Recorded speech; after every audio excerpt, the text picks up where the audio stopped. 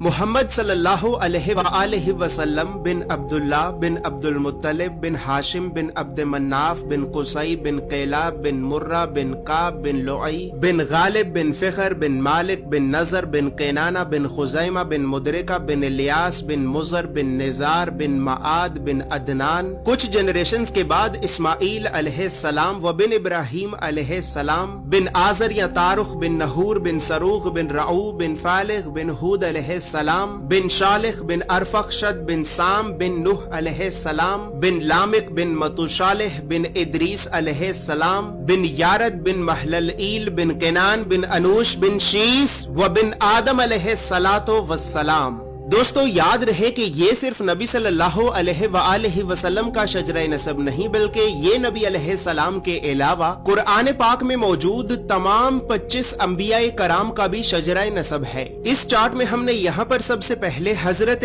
آدم علیہ السلام سے لے کر نبی صلی اللہ علیہ وآلہ وسلم تک تمام 25 انبیاء کرام کے ناموں کو ایک ترتیب کے ساتھ لکھا ہے اور پھر ہر نبی کا قرآن پاک میں کتنی مرتبہ نام لے کر ذکر کیا گیا ہے. ان تمام انبیاء کرام کو لوگوں کی ہدایت اور رہنمائی کرنے کے لیے جن علاقوں اور شہروں کی طرف بھیجا گیا تھا تو ہم نے اس چارٹ میں ان تمام علاقوں اور شہروں کے ناموں کو بھی لکھا ہے. اور سب سے خاص بات یہ ہے کہ یہاں پر ہم نے سبز رنگ سے نبیوں کے ناموں کو لکھا ہے اور سرخ رنگ سے رسولوں کے ناموں کو لکھا ہے تاکہ آپ کو بآسانی معلوم ہو سکے کہ ان 25 نبیوں میں سے نبی کون تھے اور رسول کون تھے. اس کے علاوہ اس چارٹ میں ہم نے اللہ رب العزت کے 99 صفاتی نام اور پھر ان ناموں کے نیچے ہم نے ڈیبیٹڈ پروفیٹس یعنی ان 10 نبیوں کے ناموں کو بھی لکھا ہے کہ جن 10 نبیوں کے نبی ہونے کے بارے میں تمام مسلمان علماء میں اختلاف پایا جاتا ہے کیونکہ ان 10 نبیوں کو قرآن پاک میں کہیں پر بھی نبی نہیں کہا گیا ہے. اس کے علاوہ چارٹ میں موجود سرخ رنگ 5 اولو العزم نبیوں کو ریپرزینٹ کرتا ہے جبکہ بلو کلر بنی اسرائیل کے نبیوں کو ریپرزینٹ کرتا ہے. اور اسی طرح 25 نبیوں میں سے 23 نبی ایسے بھی ہیں کہ جن کا ذکر قرآن کے علاوہ تورات زبور اور انجیل میں بھی موجود ہے.